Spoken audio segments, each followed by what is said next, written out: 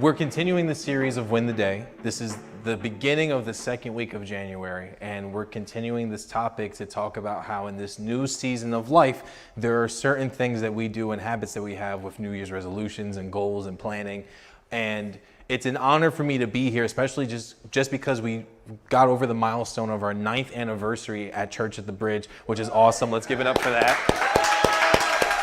There's been a lot of you who have been here since the very beginning, since day one, and a lot of you have come along the way, and I love you guys. Thank you for being here today. Those of you who are online, thank you for being here. It's an honor to get to speak today in my parents' place, and I hope that you have ears to hear and a heart to receive this word, and I hope that it can really help you, not just with your daily life, but your faith, your personal goals, professional goals, your relationship with God goals, all of those things. So thank you once again for having me, and we're going to jump right into this. This message is week 2 of Win the Day. It's called Keep, Start, and Stop. We're going to dive into this. We're going to break this down. It all goes along with these New Year's resolutions and goals and plans that we do, because, I mean, pretty much everyone does it. We make these goals and we make these plans because we want to inspire new opportunities and new growth in this new season. A lot of people treat the new year as, okay, this is the start of my new season. And it's all about, okay, now that you have these goals and ideas, what is it that you are doing to actually put them into action, to actually achieve these goals? And with these goals, sometimes we make promises to ourselves. And these goals and ideas sound good. And then other times, when we're not just making the promise to ourselves, sometimes we even make these promises to other people, whether it be your friends and family or just a close person that you're talking to and you're trying to hold each other accountable. They all sound good at first, but the statistics don't lie when it says that a lot of people really don't follow through with a lot of their goals and ideas. And today the plan is to help each other, something that I am actively doing now, using this method of keeping, starting, and stopping, and trying to establish a plan that we can follow and act on, a foundation for us, if you will. And the question that I have is, do you have a plan currently for your new goals? Do you have a plan? If you don't, if you have New Year's resolutions, ideas, and goals and things that you want to strive for, then I hope today, using this method, I can help you establish a plan. In Luke chapter 14, verse 28 through 30, it says, "For which of you desiring to build a tower does not first sit down and count the cost, whether he has enough to complete it? Otherwise, when he has laid a foundation and is not able to finish, all who see it begin to mock him, saying, 'This man began to build and was not able to finish.'" Count the cost of your goals. Before it even becomes a plan of action, you have to really think about, is this something worth pursuing, or is it just a me idea? Because I'd rather have a God idea that I'm really chasing after, or something that goes along with God's word on who he says I am, than just chasing after myself. Does that make sense? And a part of this also with this verse in Luke is, once you've laid the foundation, that's all the idea or goal is. It's the foundation. And when you establish a plan, now you are putting into action this idea you have. And counting the cost is super important, because when you count the cost of your goals, you're evaluating the steps that need to take place, and you're not supposed to forget God. You have to include God in this. The path of the righteous is made straight when you follow after God. And it's important that with this new year and with this new season, we don't just think about ourselves, but we think about how God is a part of this, and also the people around us that we can impact with our own life and our own testimony. And the past 4 months have been really great for me. I've been blessed to work with an employer who is very like-minded, not just in faith, but he has an interest in a lot of the things that I'm interested in, such as self-development, leadership, being a part, an active part of people's lives, and inspiring others. And it's been a blessing for me in more ways than one. And one really key way that we're going to talk about today, and how I actually got this method, is a part of my employment is twice a month I meet with a leadership consultant. This consultant is someone who works in my industry. I work in construction, because I don't work at the church, not yet. I'm hoping it's coming soon, but one day we'll be patient. I work in construction. And this leadership consultant has worked in my industry, understands what it means to manage not just people that work within your company, but you also have subcontractors and their bosses and their foremen and their way of doing things. And when we first started these Zoom calls, it was the first conversation we had was, what are your personal goals and what are your professional goals? And along with that came the question, right as soon as we listed them all down, he told me to list 3 of both. He said, okay, what is the purpose of these goals? Why is it that you are pursuing these? What is the relevance and what is the importance for you to achieve it? Because it makes no sense to establish a goal if it's not important, because then we just won't care about it. We won't follow through. Along with understanding why it's important to me to follow these goals, he said, what are the deliverables of this goal? The deliverables are the things that we receive along the way of completing a goal. Because a goal is not just start to finish, it's the journey to get there. So when you have a goal, you need to really think about, 1, why is it important? And 2, what are the signs that I can see from trying to achieve this goal that are going to let me know I'm on the right track? What are the rewards that I'm getting along the way? Those are the deliverables. So because of this position that I'm in, it's really allowed me to really be self-aware, emotionally aware, and start to build myself up in a way to think differently than I have been in the past. And it's opened my eyes to a new way of thinking, not just trying to get from A to B, but trying to understand how winning the day is so important, because most goals are not completed overnight.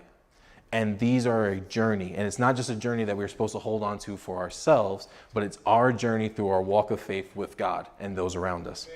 So, like I said, I've been very blessed, and this exercise actually just came up about 2 weeks ago, this keep, start, and stop doing.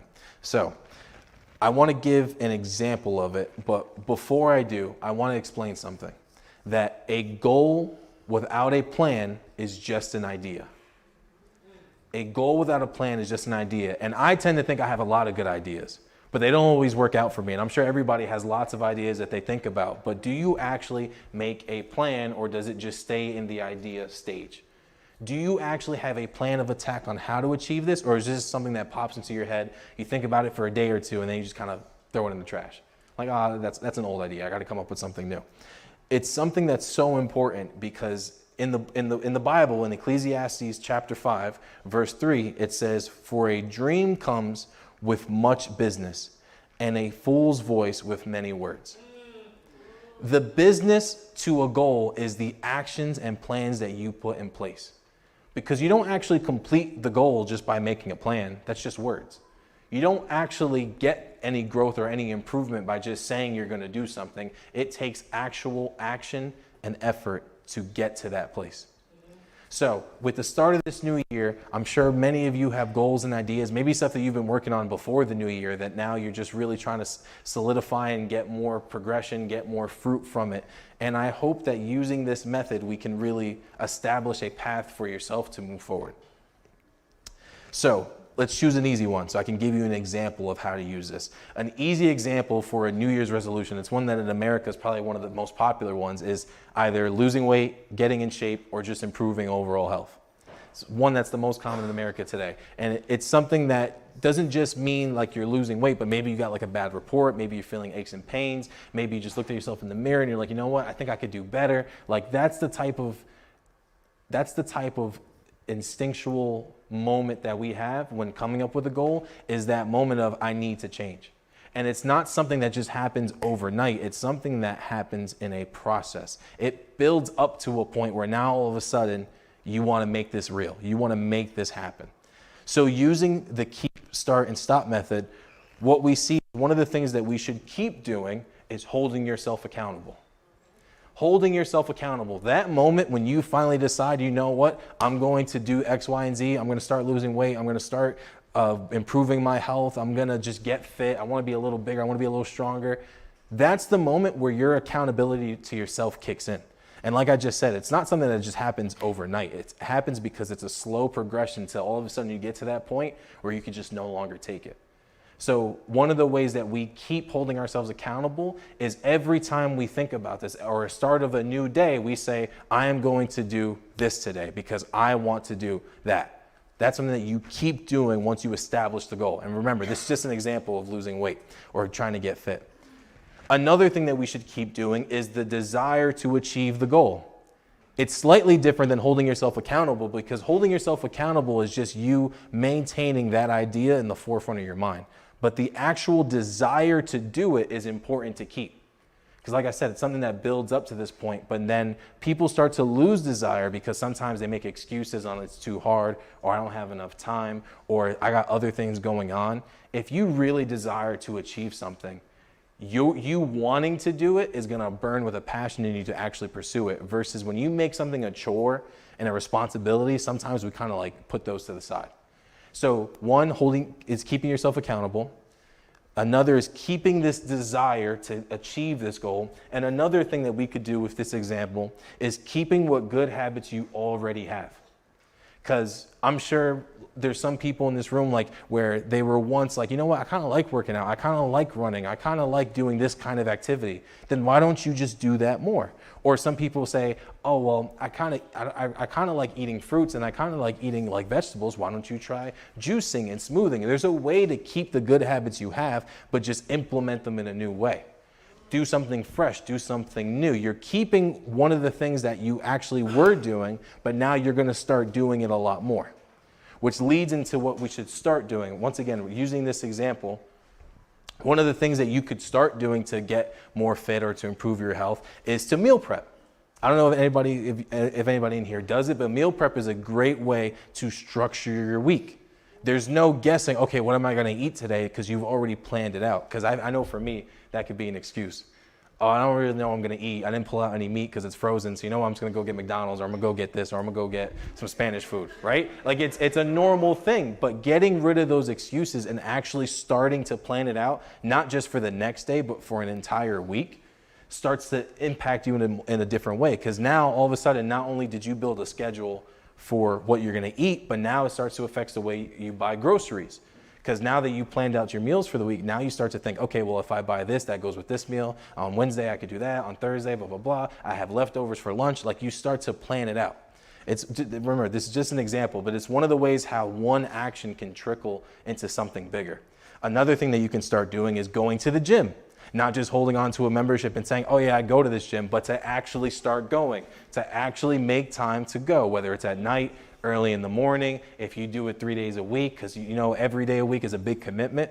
I feel like some people, when they try to get a goal, they like pedal to the metal, like it's like all the way, I'm gonna go to the gym every day for an example, and then you end up burning yourself out because at one time you weren't doing it, then all of a sudden you made it like night and day where you're doing it every day, and then you're like, oh, this is too much, and then they just quit on it. This is a win the day. This is a slow progression. This is not a Hail Mary 100-yard pass. This is progression. This is possession by possession, day by day, thought by thought, achievement by achievement. Another thing that you could start doing is setting the daily, weekly, and monthly goals. Your daily goals for losing weight or getting in shape is, okay, I'm going to not do this today so that I can do this, which is like, I'm not gonna eat, my favorite thing is ring dings or like Twinkies or candy. I'm not gonna eat candy today, and instead I'm gonna start eating apples today. Or it's my weekly goal, I wanna go to the gym twice a week where before I was going 0. So I'm gonna plan my 2 days. Your monthly, I have to at least lose X amount of pounds in this month so that I can feel, that's the deliverables. That's how this method starts to come into play. You make your list, you associate the actions, and you get into a method, a foundation of building this goal to a point where you can actually start to achieve it. And then we get into the things you should stop doing. So eating fast food too often. Like I said, I'm guilty of it. McDonald's for lunch. I might go to Nelly's, I think it's Dominican, over on South Plank Road for dinner. And then you go to the next day, oh, I don't have leftovers because I ate out both nights. So now, okay, now I'm gonna go, instead of, I had McDonald's yesterday, I'm gonna go to Wendy's today. And then you go to dinner, like, hey, what's for dinner? Then we actually cook something. Then I ate leftovers for lunch. And then it's like, okay, now I gotta cook again. No, we're gonna go to X, Y, and Z. And then it's like a trickle. It all snowballs into something else. So I'm guilty of it, eating out too often, but that's something that I will stop doing. My wife and I started talking about that. But another thing that we could stop doing, I love this example because it's easy, and it's managing your time. Managing your time. It goes above and beyond meal prepping, because managing your time not only has to do with what you eat, but it's the activities that you do, managing your sleep, managing your stress levels, managing what you are actually thinking about and processing. And the last thing that we should probably stop doing, and this goes pretty much with any goal, is doing it alone. We are not meant to live this life alone. We are meant to live with each other. That's why there's a body of Christ. It's not just solo and God, it's everyone together. We are meant to edify each other, sharpen each other up. We are meant to live this life together. Most goals fail because we feel like we can't do it. And we put all this pressure on ourselves to achieve it, not realizing that there are people in our lives that could help us. Or there's also things like Google and YouTube that help too. And we have the Bible, of course. But anyway, that was just an example of how this method has started to impact my life. I use that one because it's real simple, but there's so many different ways that this could help you. Thinking about the things that you should keep doing, things that you should start doing, and things that are just getting in your way that you should stop doing. It's important. You can achieve so much just by thinking this way. And it goes with the Bible too. It doesn't just have to be in your personal, professional life. This goes along with the Word. Maybe I need to keep going to church, but I need to start reading my word more, and I got to stop making excuses on why I don't do anything. Easy right there. Then all of a sudden, now you write your list, you start making examples of actions you could take to actually achieve it. That's how easy this is. It doesn't have to be this whole 30-day meditation process. You just start off real simple, and the more you focus and work on it, it will start to build into this bigger lifestyle. So, it's an example of how you lay the foundation for yourself. You're making this plan really simple at first, and from this point on, you start to make this list, associate the actions with it, and it could really start to impact your life. But like I said before, this doesn't just happen overnight. Just because you make the plan doesn't mean the goal is done. You just barely started. That's just the foundation. Before any house is built, you got to have plans for it. Because if you build a house without plans, things are going to get messed up, put in the wrong location. Things are going to start interfering with each other. It just doesn't work out.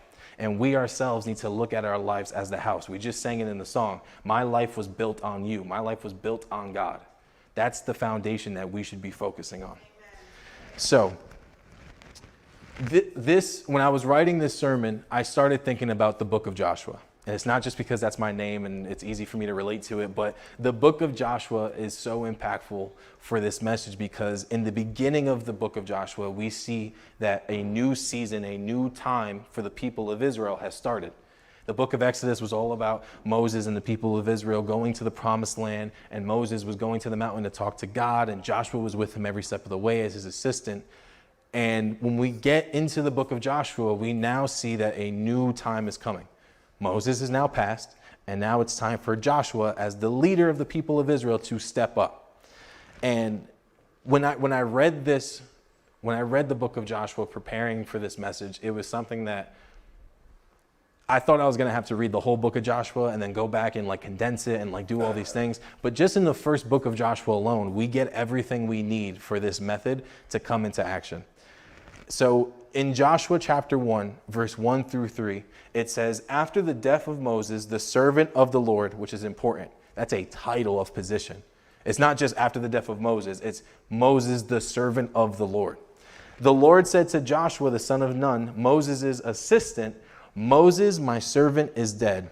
Now therefore arise, go over this Jordan, you and all this people, into the land that I am giving to them, to the people of Israel. Every place that the sole of your foot will tread upon, I have given to you, just as I have promised to Moses. First 3 verses alone, we get what needs to keep happening. Holding on to the promise. The promise never left. The promise never changed. Even though Moses is gone, they are still promised this land. And they are also promised that everywhere their foot touches, the sole of their foot touches, is theirs. Just in the first 3 verses, we already get what to keep doing. So then we keep reading, and we go to Joshua chapter 1, verse 5. And it says, chapter 1, verse 5 through 8. It says, no man shall be able to stand before you all the days of your life. Just as I was with Moses, so I will be with you. I will not leave you or forsake you. Be strong and courageous, for you shall cause this people to inherit the land that I swore to their fathers to give them. Only be strong and courageous, being careful to do according to all the law that Moses, my servant, commanded you. Do not turn from it to the right hand or to the left, that you may have good success wherever you go. The book of the law shall not depart from your mouth, but shall meditate on it day and night, so that you may be careful to do according to all that is written in it. For then you will make your way prosperous, and then you will have good success. So in these verses, we see what we should keep doing, which is to hold on to the promised land. Also, what Joshua is supposed to keep doing is abiding and meditating on the law.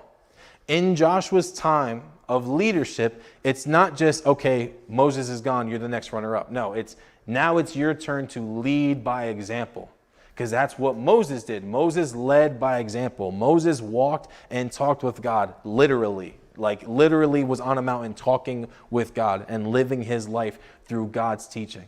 And Joshua was able to be a part of that by being Moses' right hand. Now we see that Moses is gone, and now Joshua is to step up and to keep doing the same thing, never letting it depart from his lips, never looking to the right or to the left. That means not looking anywhere else but the source, the one that is giving the instructions. And this is just the first couple of verses in the first chapter. We get what to keep doing. Now what is he supposed to start doing? He's supposed to start being strong and courageous. I'm sure these are qualities he already had, but now more than ever, as the leader of all these people, it's time to be strong and courageous. The Bible says in these verses that nobody will be able to stand against you. That is an authority. That is a position, a title that God gave Joshua.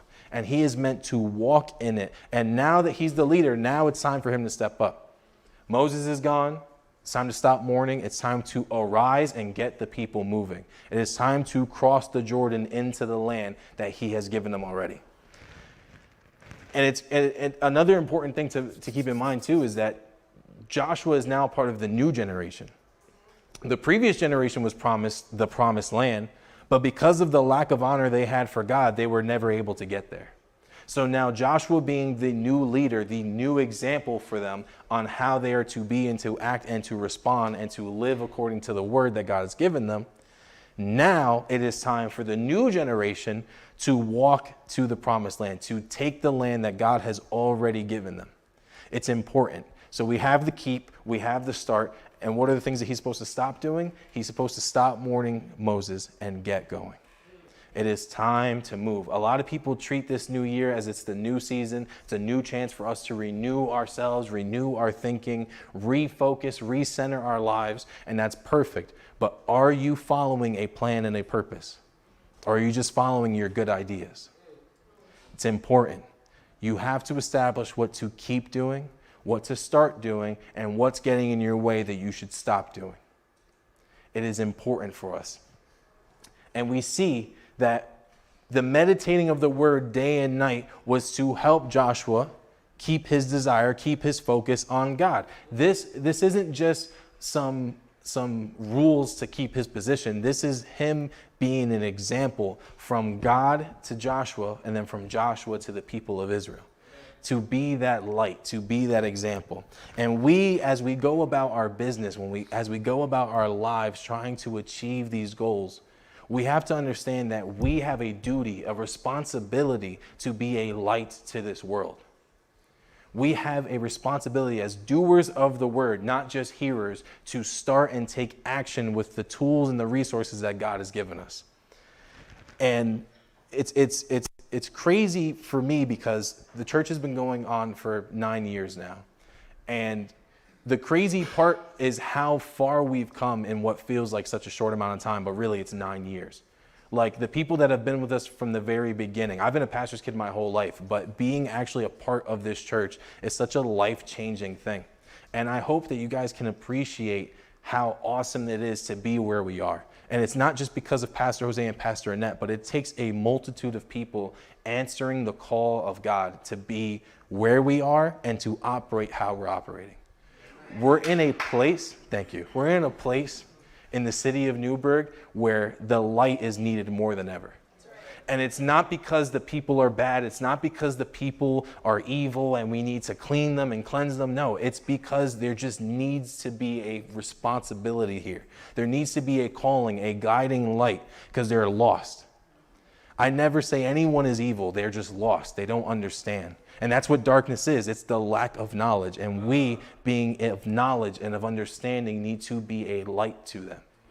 We need to love them, not judge them. Just as we do to ourselves, love ourselves, we should be loving them all the same. We have a place of responsibility, a place of calling here. And I appreciate all of you that are here, those of you who are online. This is more than just a message for us starting the new year. This is a plan. This is us coming together as a body to, one, help ourselves, but also to help one another. We're not meant to live this alone. The daily victories with us going after these plans and ideas and goals matters just as much as your overall completion. Remember, don't forget the deliverables of a goal. It's not just the start and finish, it's the progression along the way, the journey. Appreciate it. It's one of those things that I myself have been working on. That's why this message, I almost had like 10 pages when I wrote it, and I had to like really condense it down because I thought it would take too much time. And it's something that I've just been thinking about because of this leadership coaching, this method of the keep, start, and stop. It's something that was just introduced to me 2 weeks ago.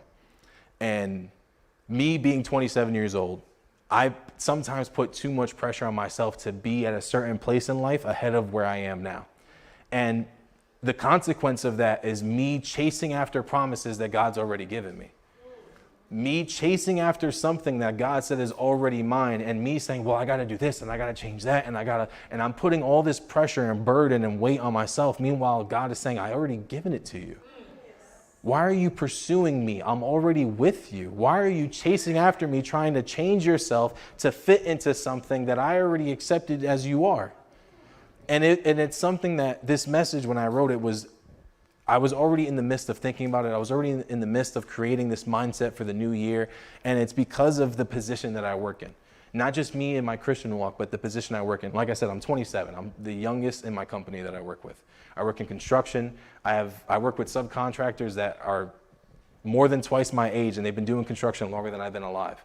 And yet my responsibility is to lead and guide them to do what I need them to do. Not to boss them around and tell them, well, you got to do this because I said so, but to be an example to them. This method has allowed me to really think and evaluate and become emotionally aware of what I need to do to improve as a leader. And as Christians, as followers of Christ, that is what we are called to do every day. Daily sacrifices to help minister to the people in this world, to be a light, to spread the gospel, to share God's love. No goal is too big. That's something to keep in mind too. That there is no goal too big, especially because you don't have to do it alone. We can do this together. You can open up to those around you. That's why we do connect groups. That's why we do conferences. That's why we do all these community service events. It's for us to get connected and not live this life by ourselves. It's super important. It's so important. That's why Jesus had disciples. Jesus didn't just do his whole ministry by himself. He had disciples that went out and carried out exactly what was taught to them. And we see it with Moses walking with God, and Joshua was right by his side. To now it came Joshua's turn to step up, and he was equipped and ready to go. Got the instruction from God, it's time to start moving. So I challenge you, think about your goals and ideas in this new year. Think about your life in this new season. Think about the people that you have around you that you could be impacting with this love of God. Not judging and condemning, not trying to change them, but just loving on them.